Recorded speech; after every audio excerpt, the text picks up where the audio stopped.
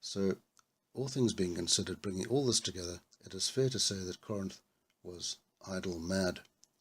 And one might ask exactly how this affects the church at Corinth. It's a young church, a church of young believers, a few years old at the most. And it's interesting that we do get several references to idolatry in the books of the Corinthians, and we're going to look at a couple of them now. 1 Corinthians 8, 4-6. Paul tries very hard to insist to the Corinthians. He says, "We know that an idol is nothing at all in the world, and that there is no God but one. For even if there are so-called gods, whether in heaven or on earth, as indeed there are many gods and many lords, yet for us there is but one God, the Father, from whom all things came and for whom we live, and there is but one Lord, Jesus Christ, through whom all things came and through whom we live." So Paul, in no uncertain terms, saying there's only one God and that idols are not gods at all. And he repeats himself in 1 Corinthians 10, 2 chapters later. He says, "Therefore, my dear friends, flee from idolatry. Do I mean then that food sacrificed to an idol is anything, or that an idol is anything? No, but the sacrifices of pagans are offered to demons, not to God. And I do not want you to be participants with demons. You cannot drink the cup of the Lord and the cup of demons too. You cannot have a part in both the Lord's table and the table of demons." So here, 2 chapters later, Paul even stricter. He says that not only are idols not gods at all, but they are in fact demons masquerading as gods. And here we must understand that it is difficult for such peoples to pull away from a tradition of centuries-old worship of idols, of other gods, and recognize that the one true God alone must be worshipped. In our Western world, paganism has trickled down through the centuries. We never quite stamped it out, and now it's on the increase again through neo-paganism. And for us living today, it might be difficult to understand how people can totally put aside all other gods, people who've come from a culture of idolatry, but for them it is tricky. It can be difficult, but nonetheless we know from the Bible, from Scripture, that it's absolutely imperative. Idolatry cannot be tolerated. That is, that in terms of the Judeo-Christian tradition, we are looking at the worship of the one true God alone. It's a very important thing that has to be dealt with. Right, what else do we know about Corinth from history? Well, we know that Corinth has a reputation for immorality. The ancient Greek writer Strabo had said that the temple on top of the Acrocorinth, the temple of Aphrodite, had no less than 1,000 sacred prostitutes. Now, this is generally thought to be an exaggeration. However, there's no smoke without fire, and Corinth is generally thought to be a major center of immorality, certainly at the time that Paul got there. Not only that, but Corinth was proverbial for its immorality. There was a common Greek phrase in the ancient world, to act like a Corinthian, which meant to be an immoral person. If you said that so-and-so acted like a Corinthian, it means he was very immoral. Likewise, we have terms Corinthian companion or Corinthian girl, which were common terms for a prostitute. Not only that, but in the ancient Greek plays, if there was a character from Corinth, a Corinthian character, most of the time he was going to end up the drunkard. You knew he was going to be the drunk character. So one way or another, we can see that Corinth was widely known to be a center of immorality and drunkenness, and we can probably imagine no shortage of orgies and parties and carrying on, and all sorts of this going on in the very dubious Corinth. Perhaps the most glaring example of how this culture of immorality had penetrated the Corinthian church is recorded in the 5th chapter of 1 Corinthians. And in this chapter, Paul refers to no less than the sin of incest that had taken place among the Corinthian community. And he writes in chapter 5, verse 1, "It is actually reported that there is sexual immorality among you, and of a kind that even pagans do not tolerate. A man is sleeping with his father's wife. I have already passed judgment, in the name of our Lord Jesus on the one who has been doing this.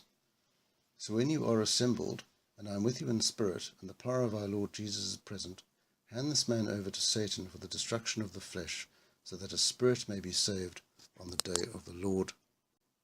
Very harsh, very sobering words indeed. So in only a few short years, the Corinthians have sunk to such depths as they are allowing incest in their community.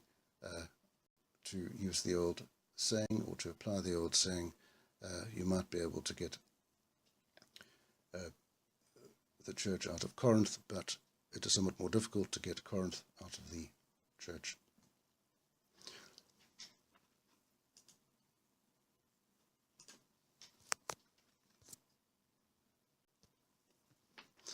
Right, how else can we apply what we know about history to 1 Corinthians? Well, we know from the early chapters of Paul's letter that divisions and faction fighting had crept into the church. He writes, "Brothers and sisters, I could not address you as people who live by the Spirit, but as people who are still worldly, mere infants in Christ. I gave you milk, not solid food, for you were not yet ready for it. Indeed, you are still not ready. You are still worldly, for since there is jealousy and quarrelling among you, are you not worldly? Are you not acting like mere humans? For when one says, I follow Paul, and another, I follow Apollos, are you not mere human beings?" The Apollos here was another great early church figure, a great first century figure, mentioned in Acts chapter 19. Apparently what was happening here, as recorded in this passage, some Corinthians were saying Paul was their leader, another group was saying no, Apollos is really our leader, and the one group is clashing with the other, and there was actual church strife, and the whole church was in danger of a church split. And we might ask ourselves, well, this seems awfully silly. How does this sort of thing happen? And again, to understand this, we need to look again at the cultural background of a well-entrenched aspect of Greek life. And here we need to look at a body of men called the Sophists. Now, I quoted Aelius Aristides a bit earlier. That's one example of a 2nd century AD sophist. Basically, the Sophists were a group of highly esteemed orators, philosophers, and teachers who were highly influential in the Greek world. They were responsible for teaching, for training up the young, serving as ambassadors, and training up the next generation of sophists to be the new intellectual leaders and sophists in the Greek community. Now, each sophist had his own group of pupils. And what starts to ring true with the account that we have read in 1 Corinthians is when we start to understand the extent of this culture of sophists and their pupils.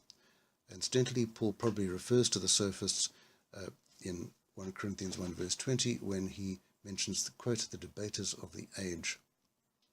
Now, I'm going to be quoting from a very interesting book by a chap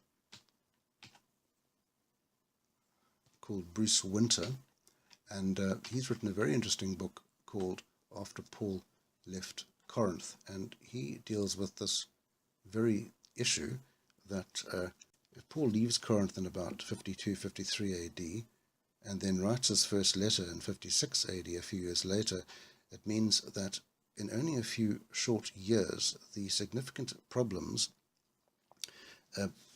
that Paul lists in his first epistle to the Corinthians have arisen, they've occurred, they've taken place.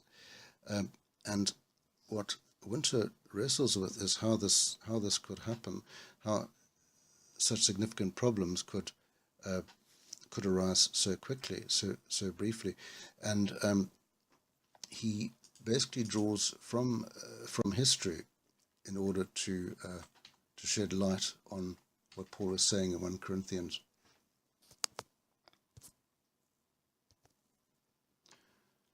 And I'm going to quote here from Winter's book on page 36.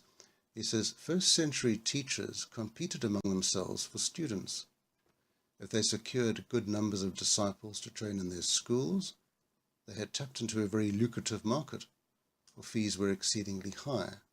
If their services were needed in the secular assembly, they could secure public honours for faithful service, which normally included at least a public inscription, if not a crown of gold, and sometimes a statue. In other words, the sophist game was a wiser-than-thou bun fight, where one sophist and his disciples tried to outdo another sophist. Being the best sophist with the best disciples could mean great prowess, and perhaps even a statue made of oneself. So much so that there was great strife between different schools of sophistry. And this is where we start to see the connection with 1 Corinthians 3, and where we start to see the reason for such division and strife in the church at Corinth. And we're going to look at another quote now, page 39 from Winter's book. They, the disciples of the sophist, were encouraged to be extremely zealous in demonstrating their loyalty to their teacher, promoting his professional attributes as an orator and his educational prowess. At the same time, they created strife by means of trenchant criticism of perceived deficiencies of other teachers. It was not unknown for a student of one sophist to walk behind another teacher who was talking to his own students. If he heard some grammatical lapse or the use of non-atticisms, he would then ridicule the deficiencies of that teacher. Philostratus records an extreme case of a pupil who heaped such ridicule upon another teacher that the latter's disciples ordered their slaves to thrash him, and they did so with such force that they accidentally killed him. In other words, competition between sophists and their disciples degenerated into catty name-calling and sometimes even violence. And when we go back to 1 Corinthians 3, we can now make the connection. What had happened was that the Corinthians had read their own culture onto Paul and Apollos, and two innocent apostles, they had read their own culture of sophists, philosophers, and the intellectual arrogance that went along with that. So how does Paul defuse the situation? By appealing to humility and a contrite spirit. He also appeals to unity in the body. He says we're all one in Christ. There should be no division. To react against the haughty, puffed-up spirit in which these sophists and their schools lived, look at what Paul says in 1 Corinthians 2, verses 1 to 5. He writes, "And so it was with me, brothers and sisters. When I came to you, I did not come with eloquence or human wisdom, as I proclaimed to you the testimony about God. For I resolved to know nothing while I was with you except Jesus Christ and him crucified. I came to you in weakness with great fear and trembling.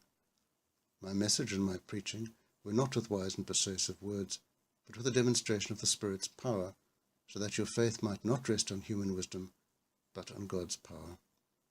Note the difference in spirit, the complete difference in spirit, between the attitude of the sophists of old and the humble, broken attitude of Paul, and indeed of Jesus, the broken servant.